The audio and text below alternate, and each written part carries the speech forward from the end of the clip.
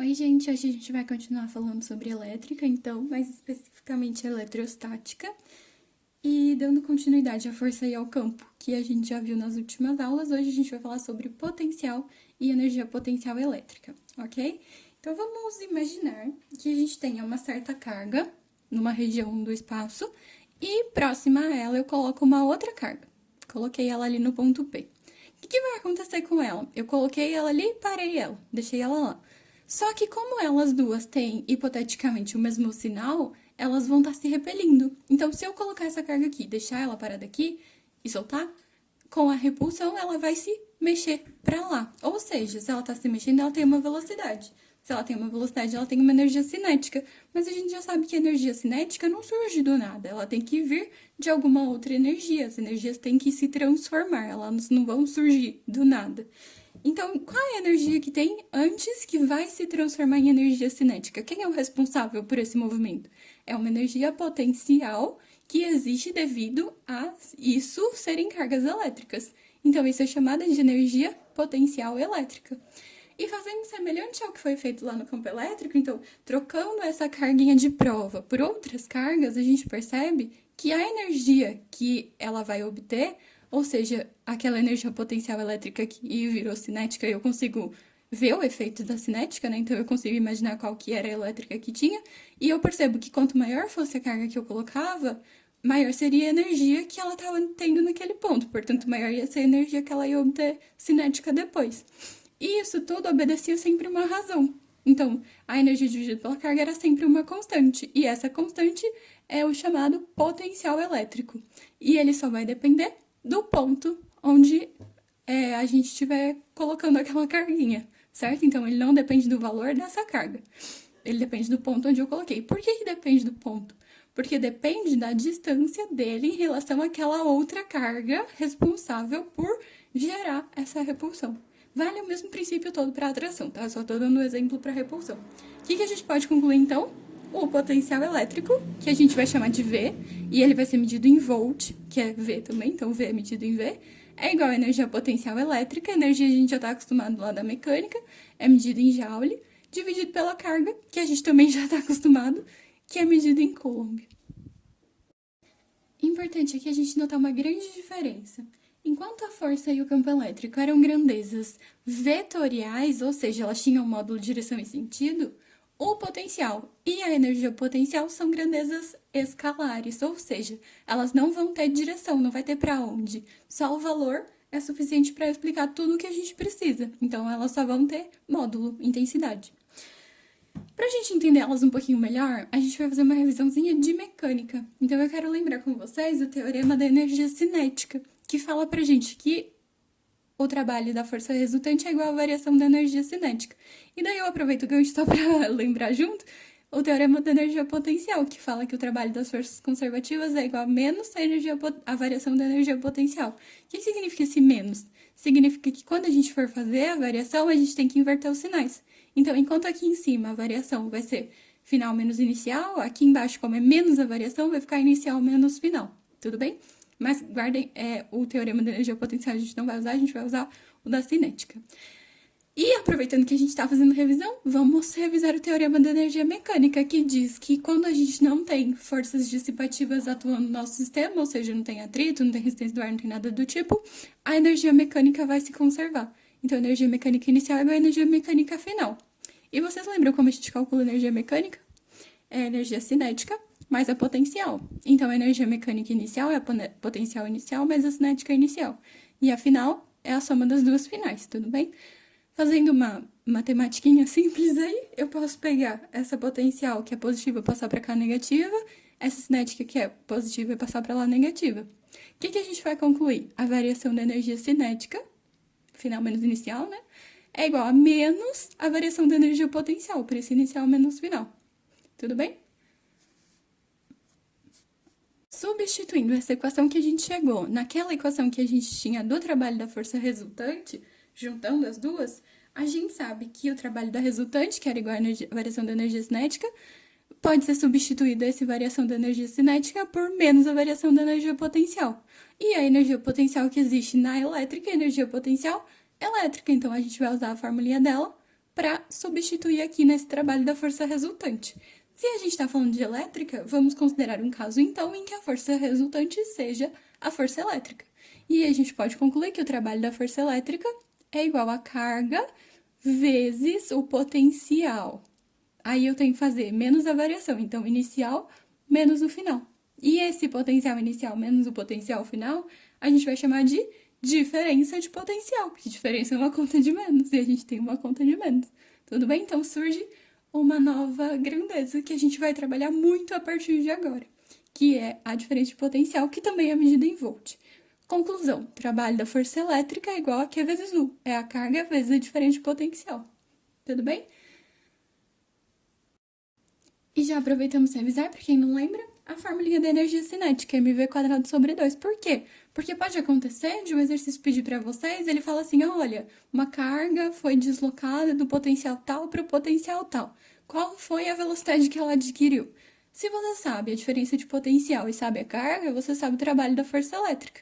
E se ela é a resultante, então você sabe que isso daqui vai ser igual à variação da energia cinética. E daí você vai precisar da fórmula da variação. Aliás, você vai precisar da fórmula da energia cinética para poder calcular aquela variação. Então, energia cinética é mv² sobre 2. Massa sempre em quilos, lembra do sistema internacional. E velocidade em metros por segundo. Lembrem como transforma de quilômetro por hora para metro por segundo também. Então, resumindo aqui, a gente tem duas formulinhas, a da energia potencial e a do potencial. Como a da energia potencial é o potencial vezes uma carga, então a gente já sabe a formulinha das duas. Se eu pegar do potencial e multiplicar por uma carga, eu chego nessa daqui, que é igualzinha aquela, só que com uma carga a mais. Tudo bem? Como essas grandezas não são vetoriais, a gente não vai usar o sinal igual a gente usava lá na força e no campo. Na força e no campo, o sinal servia, o sinal das cargas, servia para falar pra gente se estava entrando, se estava saindo, se estava indo para no mesmo sentido e tal. Aqui não tem isso. Então, a gente vai precisar considerar os sinais nas nossas formulinhas. Então, vai existir potencial positivo ou potencial negativo. Se eu estiver falando do potencial gerado por uma carga positiva, ele vai ser positivo. Se eu estiver falando do potencial gerado por uma carga negativa, ele vai ser negativo. E agora vamos juntar todas as informações. Então, lembram que na carga pontual positiva, as linhas de força estavam todas saindo daquela carga positiva? Então, o que a gente vai pensar agora? Sabendo essa formulinha aqui. A gente sabe que quanto maior for a distância, eu vou dividir essa razão aqui, eu vou estar sempre dividindo por um número maior. Ou seja, se eu divido por um número maior, o valor do potencial é menor. Ou seja, quanto mais longe, menor vai ser o número que está representado aqui. Então, a gente pode pensar assim, ó. Aqui a gente tem um certo potencial, se eu for mais longe eu tenho, sei lá, metade, depois eu vou ter um terço, depois eu vou ter um quarto, depois eu vou ter um quinto. E isso vai diminuindo, diminuindo, diminuindo. Se eu for muito, muito, muito, muito longe, o valor do potencial vai ser zero. Tudo bem? Então, essa linha de força está orientada no sentido do potencial decrescente. Consertem aí, eu escrevi errado, faltou um D. Do potencial decrescente, significa do maior para o menor. Quanto mais longe eu vou, eu tô seguindo a linha de força, eu tô indo pro potencial menor. Então, do maior para o menor, decrescente, corrijam aí. E no caso da carguinha negativa? Vamos pensar na carga negativa. Primeiro, a linha de força dele tá entrando na carga, né? Então, ela tá apontando pro outro lado. Se essa regra for verdade, então ela tá apontando no sentido dos potenciais decrescentes. Então, para lá tem que diminuir. Então, vamos pensar. O que muda? Quando eu for mais longe, também vai diminuir o valor do módulo daquilo. Só que a carga era negativa, então aqui vai ter um sinal de menos. E quando a gente pensa, por exemplo, o número menos 2 e comparado com o menos 1, apesar de 2 ser maior do que 1, menos 2 é menor do que menos 1, que agora a gente está falando de números negativos. Então, quando a gente vai se afastando da carguinha negativa, o valor em módulo diminui. Só que como ele é negativo, ele está aumentando quando você vai se afastando. Então, de fato, a linha está apontando nos potenciais decrescentes, porque quanto mais perto, maior é o módulo, mas o módulo de um número negativo ser grande significa que ele é muito pequeno. Então, para cá são os valores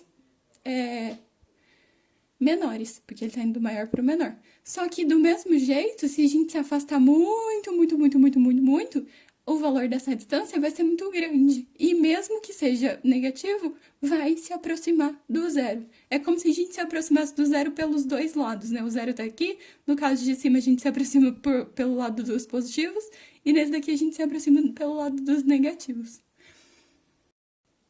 E agora a gente vai para uma nova definição, que é a definição de superfície equipotencial. Se a gente pensar pelo nome, ó, vejam, equi significa igual. Então, uma superfície equipotencial é uma superfície que tem sempre o mesmo potencial, ou seja, um potencial igual em toda ela. E a gente sabe que essas superfícies equipotenciais vão ser sempre perpendiculares às linhas de força. Então, ó, por exemplo, para uma carga pontual positiva, eu sei que as linhas de força são todas saindo da carguinha. E qual é a superfície que consegue ser perpendicular a todas essas linhas ao mesmo tempo? Então, são superfícies circulares aqui em volta dessa carga. Então, se a gente for analisar, por exemplo, um ponto aqui, A, e aqui um ponto B. Uma carga que saia do ponto A e ande até o ponto B, como ela está sobre a superfície equipotencial, a diferença de potencial que existe ali é o potencial menos ele mesmo. Então, não tem diferença de potencial, vai ser zero. Então, o trabalho que ela precisaria fazer, lembra que é Q vezes U? Se a DDP é zero, então U é zero. E aí ela não precisa fazer trabalho nenhum para se mover sobre a superfície equipotencial. Agora, se a gente pegar um outro ponto aqui, por exemplo, na de fora, aí vai ter uma diferença de potencial, porque o D está mais longe da carga. Então, a distância aumenta. Se a distância aumenta, o valor do potencial diminui. Então, para ir do A para o D, ela está indo de um potencial maior para um potencial menor. Tudo bem? E no caso do campo elétrico uniforme? Lembra que no campo elétrico uniforme as linhas de campo eram todas paralelas e bem distribuídas, todas na mesma distância e tal? Então, a superfície equipotencial nessa situação vão ser linhas perpendiculares a essas. Então, elas vão estar cruzando, formando 90 graus com elas.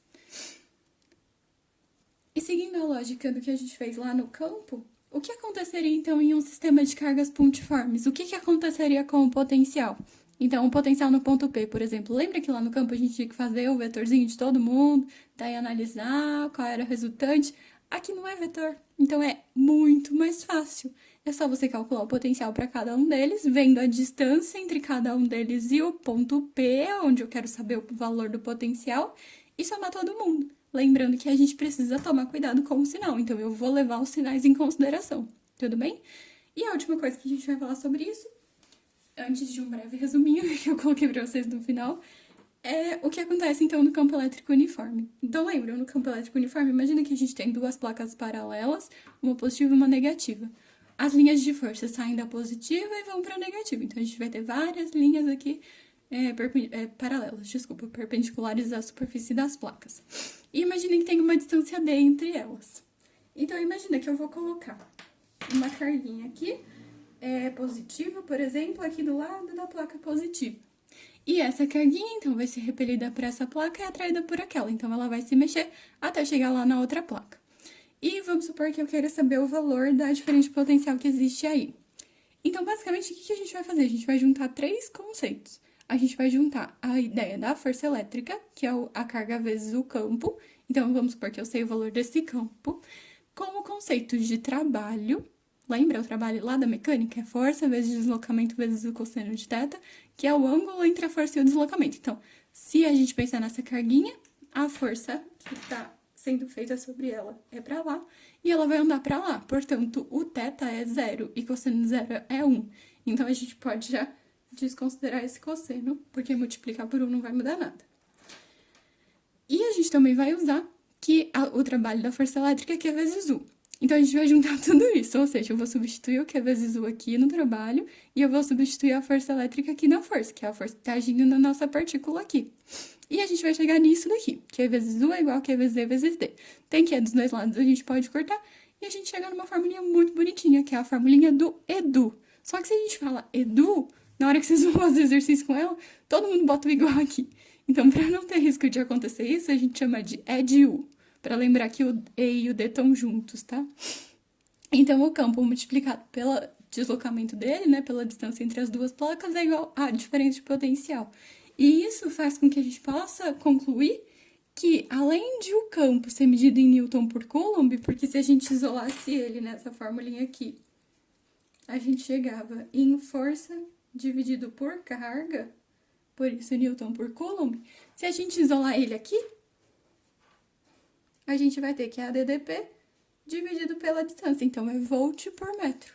Então, são equivalentes e as duas são sistema internacional. Então, o campo pode ser medido em qualquer uma dessas duas, que tá certo. E eu sei que essas 4 formulinhas são extremamente confusas para todo mundo.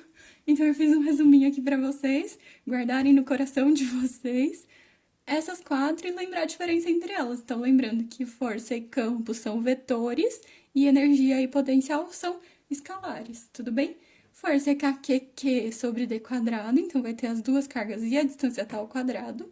Lembrando que a força é a carga vezes o campo, significa que se eu pegar o campo e multiplicar por uma carga, eu chego na força. Então, o campo é a força sem uma das cargas. Então, eu tiro esse aqui e chego na fórmula do campo. Então, o que eu sugiro, se você precisa decorar essas fórmulas, em vez de você decorar as 4, que vai embananar tudo, porque elas têm basicamente as mesmas letras, decora uma delas, por exemplo, a força, que é a que vocês estão trabalhando há mais tempo, e como passa de uma para outra. Então, decora tipo isso, isso e isso, em vez de saber as 4. E se você sabe transformar, você sabe a outra. Se você sabe que F é igual a Q vezes Z, quer dizer que se eu pegar a força e tirar uma carga, eu tenho o campo. Se eu sei o Edu, a gente pode dar uma simplificada e chamar ele de Edvi. Então, eu consigo pensar que se eu tenho o campo e multiplico pela distância, imagina, se eu multiplico por D, eu vou poder cortar um D lá de baixo, e aí vai ficar um D só. E eu chego na fórmula do potencial. E se eu lembrar que a energia potencial é o potencial vezes a carga, eu sei que se eu pegar esse e puser uma outra carga, eu chego na energia potencial. Tudo bem? E eu já deixei anotadinho aqui todas as unidades do Sistema Internacional para vocês, o que significa cada uma das letrinhas, para vocês lembrarem. E também as formulinhas extras que a gente chegou na aula de hoje, para ficar um resumo bem completinho. Ok, gente? Espero que tenha ajudado.